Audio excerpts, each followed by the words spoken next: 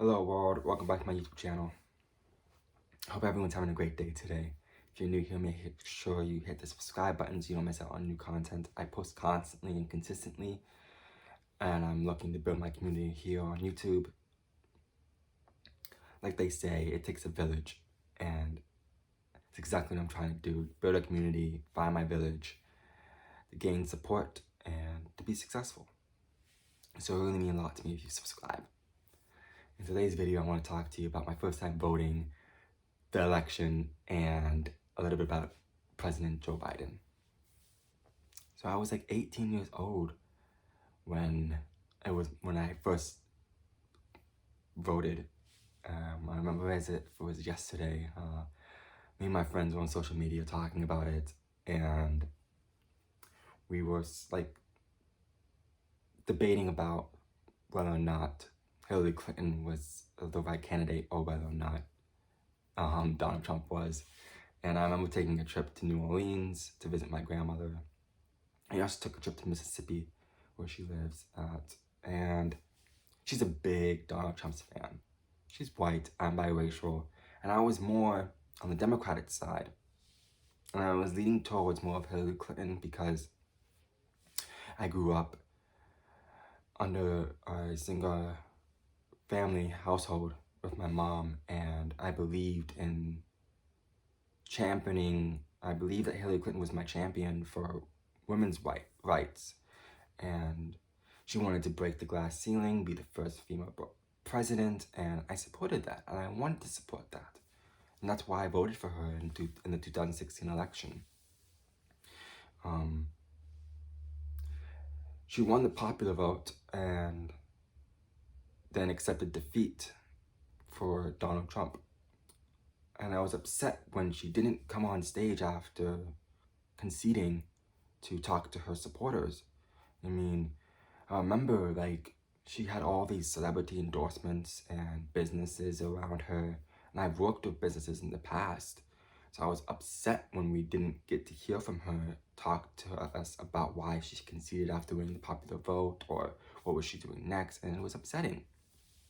Spent the next 4 years as a Democrat under Donald Trump, and I didn't like the hatred, the negativity, or the disrespect that was coming from the Democratic Party when it came to Donald Trump.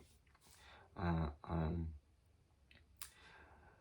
then in the 2020 election, I decided that I wanted to work for a company to register people to vote, both Democrats and Republicans.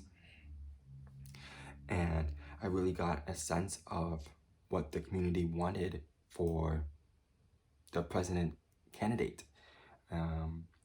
We signed petitions to protect our amendments and to educate voters on the right to vote. We've updated voter registration cards. It was a really good experience for me to get my hands on what it was like to help our community vote. And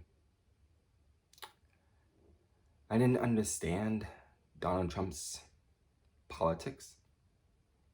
He said that he wasn't a politician, but the President of the United States' job and responsibility is to lead both groups of politicians, both Republicans and Democrats. And for him to say that he wasn't a politician and that he was a businessman, which he is a businessman, he just didn't fit the program. And a lot of people didn't like that about him. But with his whole presidency, he really inspired me to pursue my real estate license and to finally start my own business. So I admire him for inspiring me to be a better person. And I'm upset that he was banned on social media. I used to tweet at him a lot, and we used to share music back and forth. It's just, I understand where Democrats were coming from because he wasn't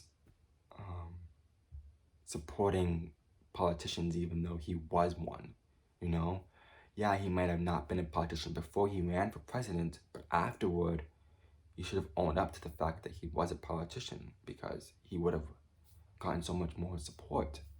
Um, and it's also upsetting that he attacked the media the way he did, because that's what eventually got him banned from social media.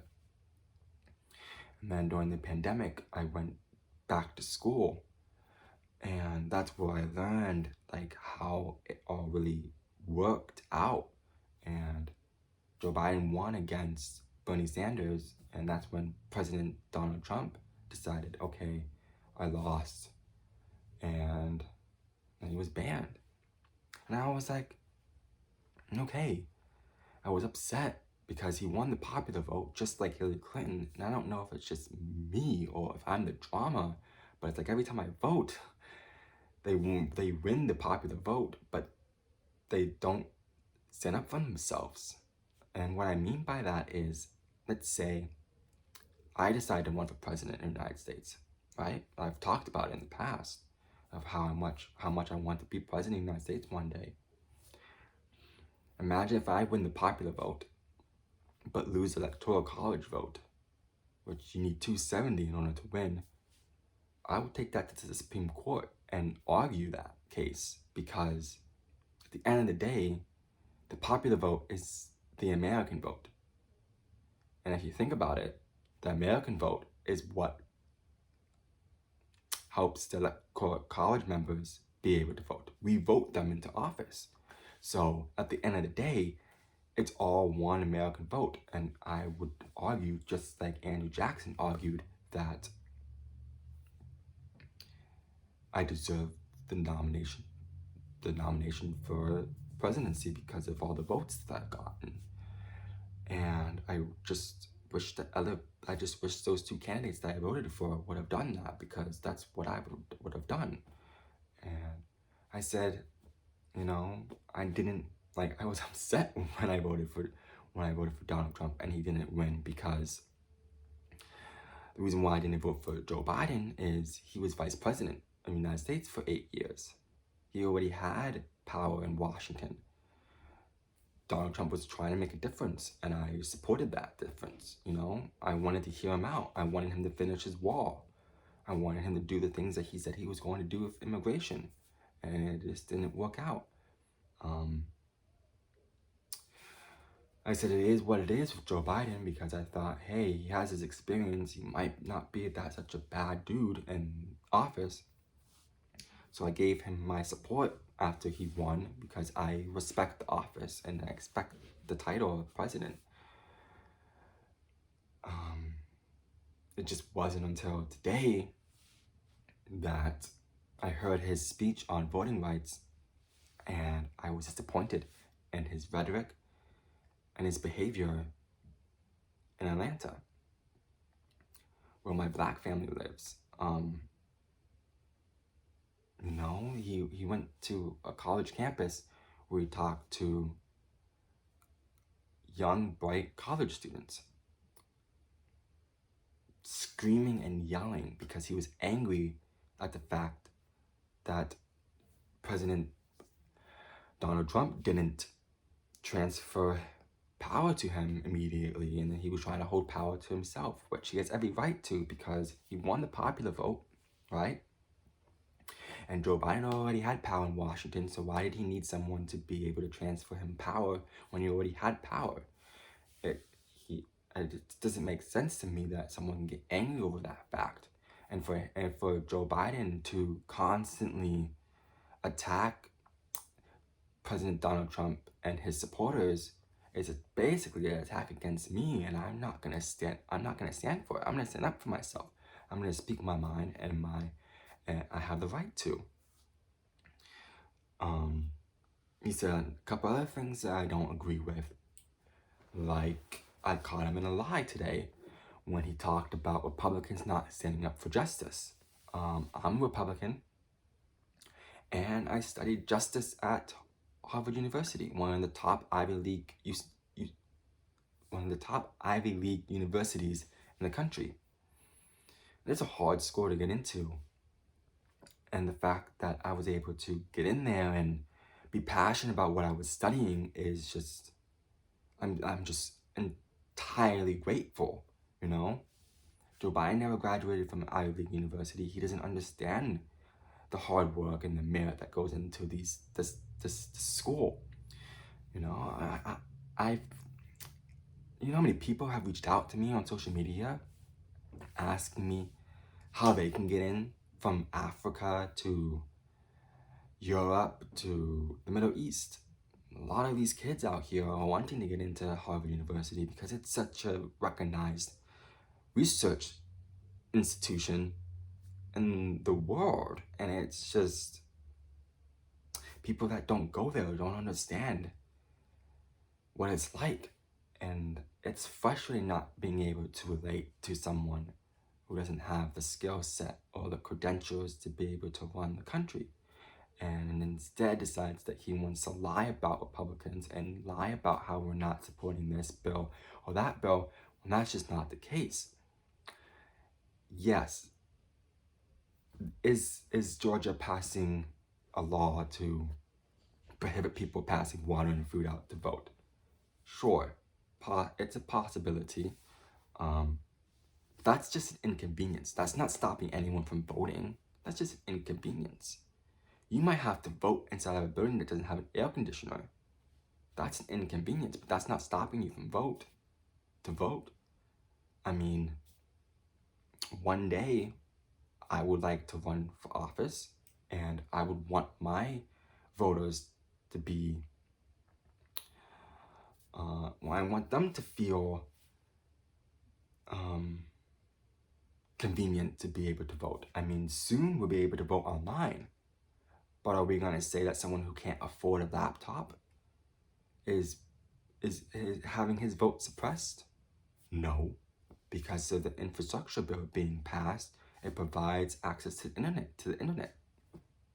And I would also argue, like, I open up a P.O. box to be able to work for companies, to be able to receive gifts and packages from my friends and family.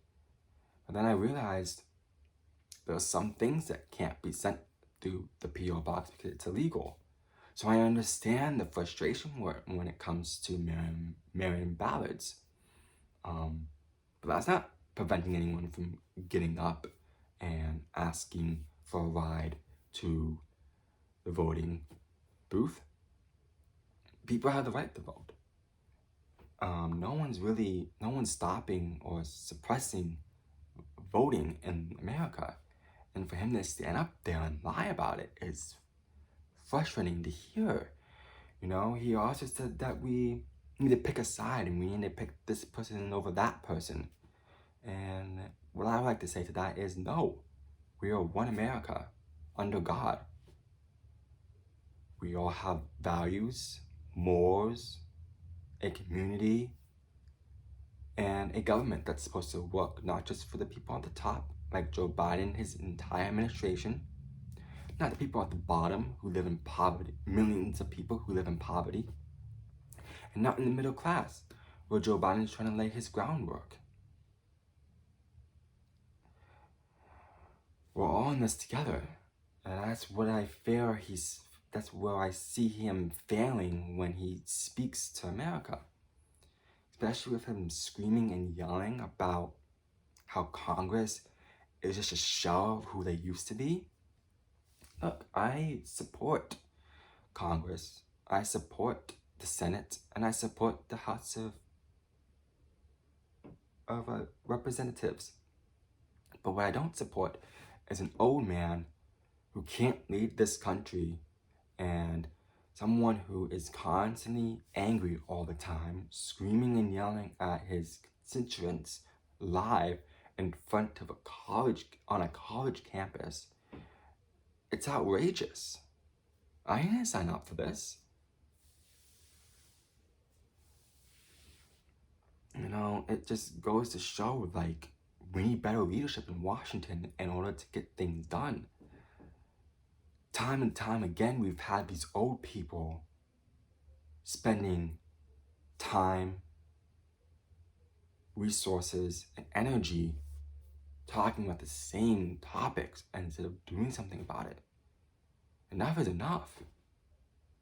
I'm tired, and I know a lot of you are also tired about it. I see your comments online. I'm constantly engaging with the White House. I love this country, and I love what the White House stands for. Even if we have a bad leader in office right now, it's not giving what it's supposed to give, and that's where I draw the line and no longer support President Joe Biden and what he wants to do in America.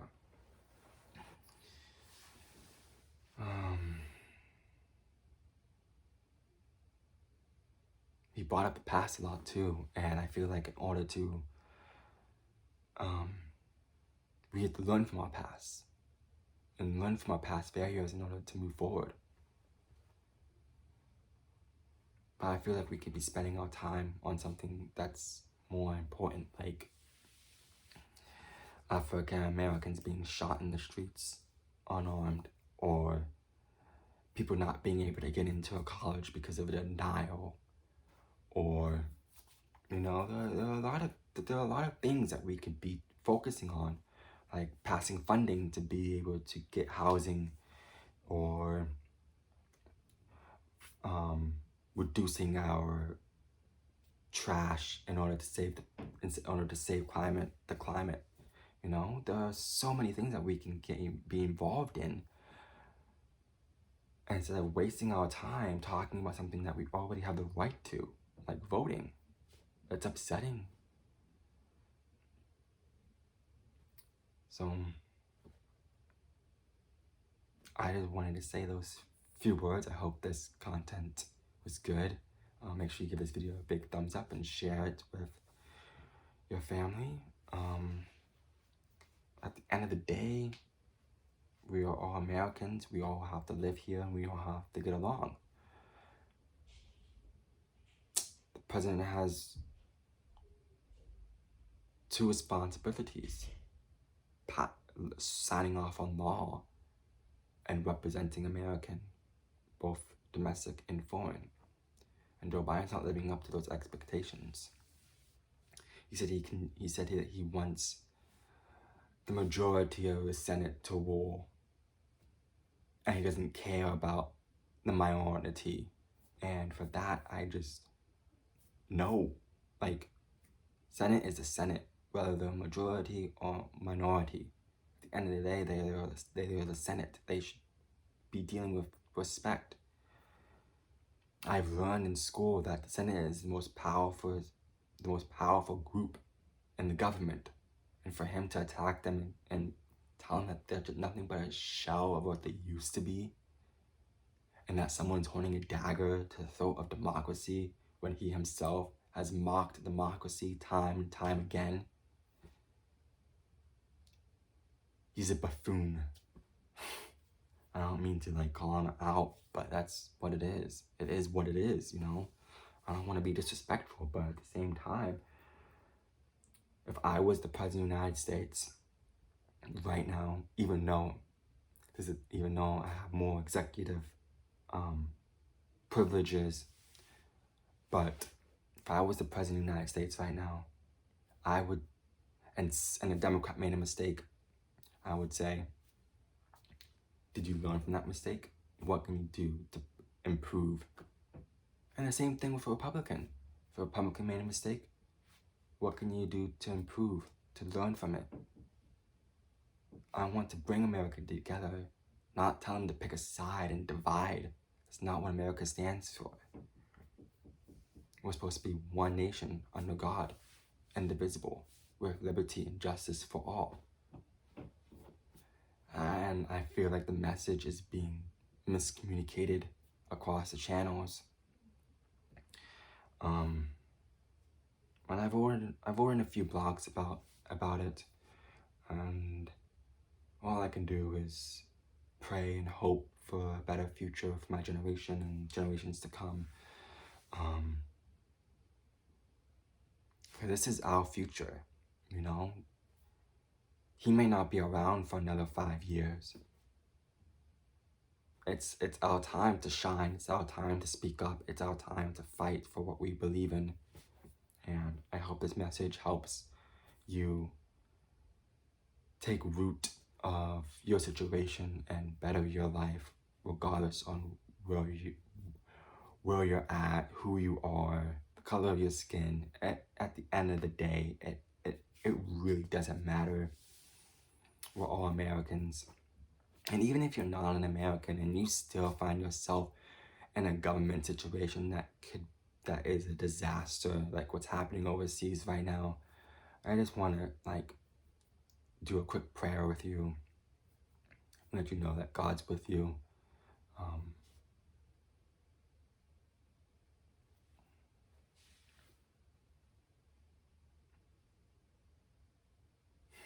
yeah. So I hope this was good content, guys. My name is Brandon Washington. Thanks you for watching.